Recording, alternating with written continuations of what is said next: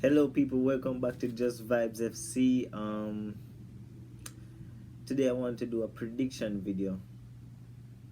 Because the Premier League kicks off today, Arsenal versus Brentford, and I want to give my prediction of how I think each team will finish from first to 20th, and I want to give my top goal scorer, top assister, best goalkeeper, and who I think will be the best defender in the league as well this season. Now, the Premier League fixtures, the first Premier League game, Arsenal versus Brentford, takes place today, and I'm going to give a sort of a pre-match video for that as well. So look out for that one as well today, probably an hour before kickoff. And let's just say the Gunners better win. But anyways, that's besides the point. Now, let's get into my Premier League predictions. Firstly, first to 20th. Now, in first place, I have Man City finishing first. And I think the reason behind this is because, well, they're Man City. Goals, chances created, clean sheets. I just think that Man City will have the midfielders, the wingers, the squad depth basically to see this Premier League season out. Now, my second place team is Chelsea. Now, the reason I put Chelsea second instead of Man City is basically because, like, they have a very good defense, they create chances, but the problem is they don't score enough. And then another problem that I realize against with Chelsea is that when they play against a low block, they don't create enough chances to beat that low block. So I put Chelsea a close second behind Man City. I just don't think they'll have enough about them to win more games than Man City, or win enough to beat Man City. I think that they'll have a few more draws than Man City, 1-1s and games like that. I just think that Man City are better equipped to break down teams and score more goals. Now, Lukaku might change that, but I don't think that Lukaku, that signing alone, will improve Chelsea enough to win the title, but I think they'll come close, very close. In third place, I've put my team, my club, GGU, Manchester United. No, Man United finishing third, even with the signings of Jadon Sancho and Rafael Varane.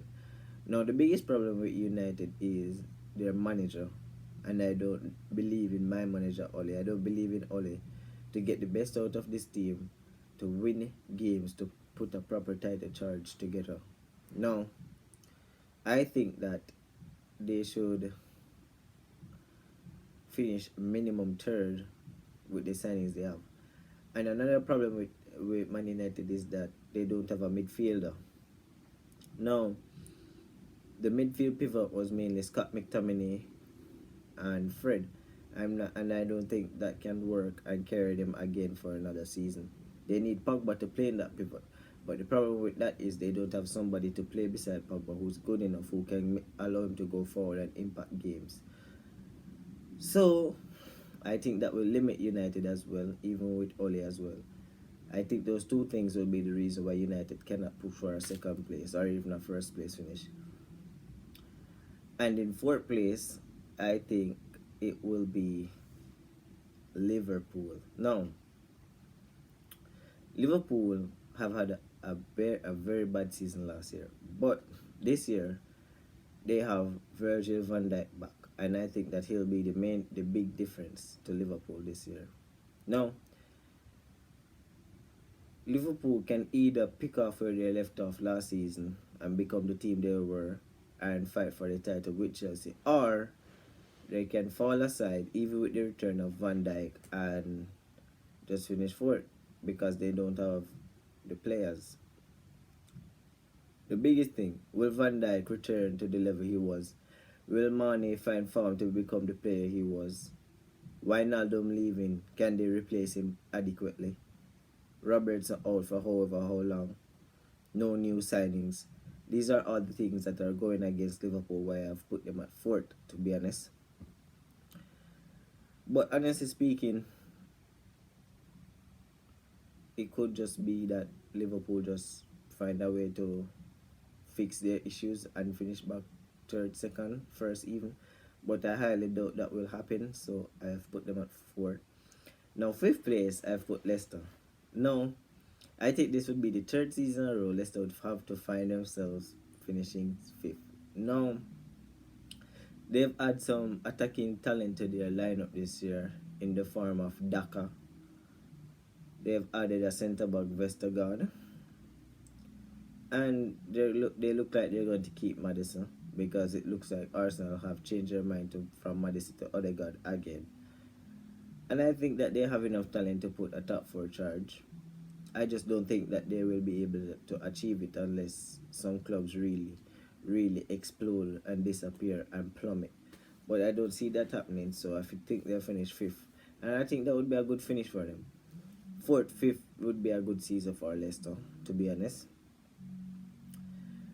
And then there's another issue as well. Like, Ian and Daka would have to step up, because I think that Vardy isn't getting any younger, and I think that this year will really test if Vardy is up to the standards, if he can maintain what he has done for so many years, year in year out. I think Vardy is about 30, mid 30s right now, like around 35, I think, around that age. So let's see if Jamie Vardy can,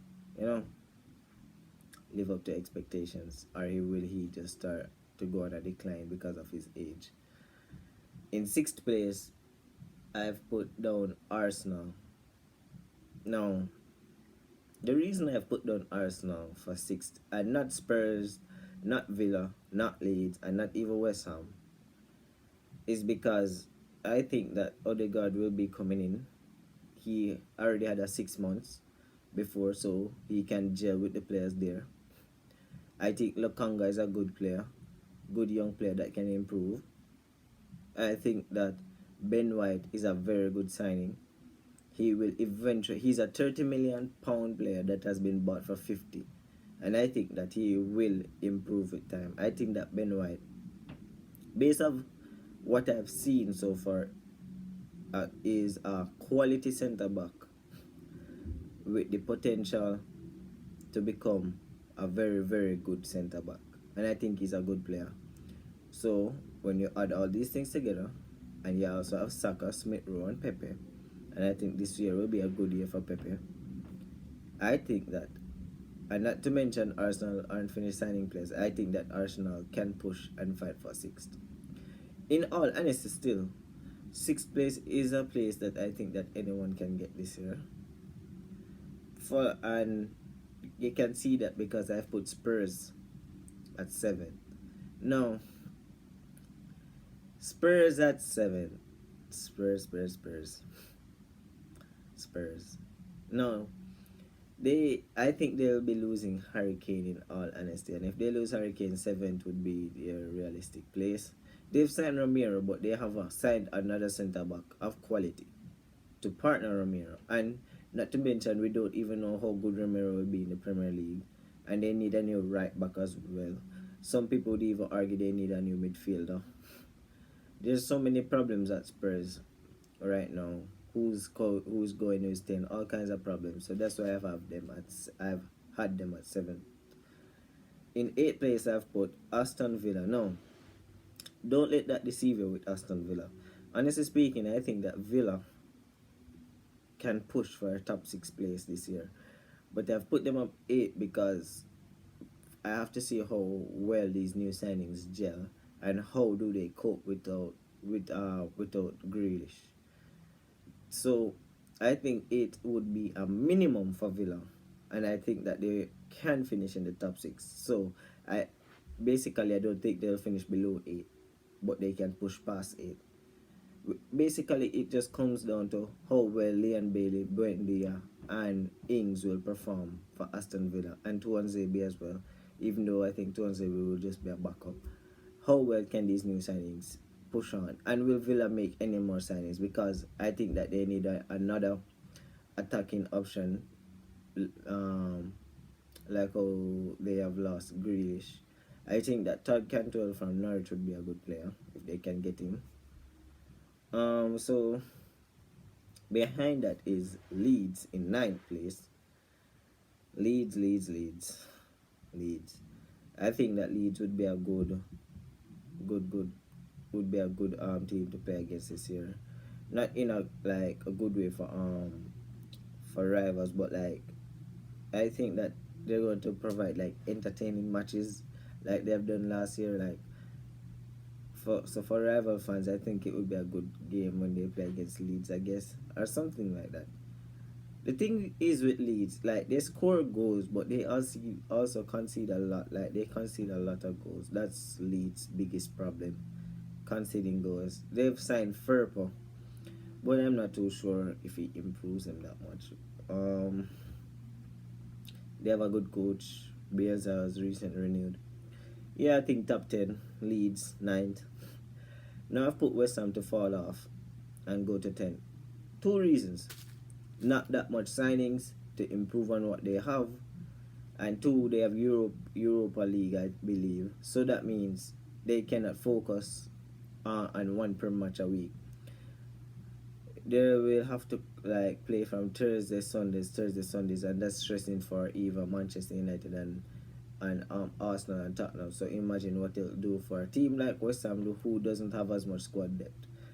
So I think that will put a strain on West Ham, and I think they will fall to 10th. Now, in 11th place, I've put Everton. Everton. I think that Everton haven't made good signings this year. They've lost Ancelotti and replaced him with Benitez. There's a lot of unrest with the fans and even within the team because of certain things that are happening with Gylfi Sigurdsson. And the preseason games haven't looked all that hopeful. So I predict a bad season for Everton and finishing outside the top 10 at 11th. So no signings, controversial things with the manager and Sigurdsson. Preseason not looking so good. 11th. Now in 12th place, I've put Crystal Palace. Now Palace have signed a few young players. They have been promised good investment by the owners. They have brought in a Premier League legend in Vieira to help with the managing. I think that they can have a steady Premier League finish at 12 for all of those positive reasons. Not really much negatives. Zaha and Benteke have also been playing well in pre-season.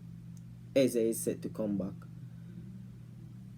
They are on the up. Honestly speaking, they're on the up. So I think that Palace will have a steady finish at 12th, and maybe next year with some more good young signings they can push up into that top 10 again. In 13th I've put Wolves. Now the reason I've gone with Wolves so low this year is because they have a new manager who isn't used to the Premier League. He isn't used to the Premier League. We don't know how good he will be. Then they haven't had that much new signings to the team. Some of their players might leave. I just don't think Wolves will be doing much this year, and that's why I put them at 13th. Brighton, and I've pushed them up this year to 14th. Now, XG Gods Brighton, expected goals. Brighton creates a lot of chances for their forwards, and they just don't score. I think that if Brighton did sign like a top class finisher or a decent finisher, not even top class, decent finisher, they would be at the top 10 for sure. Brighton's biggest asset is their manager Graham Potter. He's a very very good manager, good coach, and I think that he's the reason why Brighton is so good. They've lost Ben White, but I think they can cope because they have a decent amount of good defenders, and they have a system and a manager that can help to replace the value of Ben White somewhat. And on to 15th. 15th, I've put down Newcastle. Newcastle have Steve Bruce, and I don't believe in him none at all. I think Steve Bruce is one of the worst managers in the league right now. They've gotten back Willock, so I think that Willock will help them to stay up. Um, it's not like Newcastle don't have good players. They do have good players. The problem is the manager. I just don't have any faith in Steve Bruce to get the best out of these players. But I still think they have enough talent and quality to stay up. So I've put them at 15. In 16, I've put Burnley. Now, Burnley have one of the worst squads in the league. But let me tell you this. No matter how horrendous that squad is, they will always, and I mean always, find a way to stay up. Sean Dash at it again. 4-4-2, long ball, one knocks it down, get in behind. Hold up, play, link up, all of that. Real Brexit football. In 17, I've put Brentford. They're the only newcomer I have put to stay up. Sorry. They have a few good players, namely Ivan Toney. Now, I don't know too much about Brentford, other than that they play a decent brand of football. So, and that's about it. It's really hard to pick who will get relegated because you have Brentford who can go with the momentum and stay up. You have Watford who can do the same. You know what? Change it. Watford to stay up instead of Brentford. I put Watford at 17 because I know more about Watford or even Brentford at 17. I'm not sure. This is a problem. I just don't know who to go with between the two of them, Watford and Brentford. So yeah, I've changed my mind. I'm going to put Watford there. It seems indecisive, but it is what it is. I know Watford for a few good players they have. They play decent football. They have a decent manager. They have some good players. I've put Watford 17. Norwich 18th. Yeah, Norwich. Watford 19th, and I've put Southampton to finish dead last. Now the reason why I've put Southampton to finish dead last is because they were losing all of their good players. Ings gone, Vestergaard gone, James Ward-Prowse on his way out. I think this will be Southampton's last game in the top 5. So yeah, that's my relegated 3. Brentford, Norwich, and Southampton. And that's my top 20. That's my first to 28th Premier League table. Now for top goal scorer, I have here put down to be Romelu Lukaku. I think that it's between Lukaku and Kane, but it just depends. If Kane goes to Man City before the transfer window ends, I think that he gets golden boot. But if he stays at Spurs and Lukaku goes to Chelsea, I think Lukaku gets a golden boot. For the simple fact, he'll get a lot of chances in the system, and he's just a poacher, clinical goal scorer. He wasn't that at United, but he has improved drastically at Inter. Now, for top assist, I've gone for KDB. Doesn't need much to say, really. Doesn't need much to justify KDB. Yeah. Best goalkeeper, Mendy. Now I've gone with best goalkeeper, Mendy, for one simple reason. Thomas Tuchel and his system. Well, 2 reasons. I think that the 5 at the back system and how Chelsea set up on in the defensive phase, and Thomas Tuchel and how he sets up his team, I think that Mendy will just get a lot of clean sheets. I don't think that Edison or Allison will be winning it this year. I think that they'll go to Mendy. I think they'll get a lot of clean sheets. Chelsea. And my best defender for the year, I've gone with, and this one is probably the trickiest one, Virgil van Dijk. You could go with Ruben Diaz, You could go with Varane, who's joining. You could even put an argument out there for Romero because Romero was the best defender in Italy last year. But I've decided to go with Van Dijk because he's the best defender in the world, in my opinion. He is coming back from an injury with a point to prove, and I think that he'll just pick up from where he left out. There is a lot of risk and doubt around Van Dijk because you know what? In all honesty, injuries like that he has picked up, like they end careers, they do, and I think that he'll recover and be the best defender in the league. So that's all of my predictions, neatly wrapped up and neatly organized for you guys to see.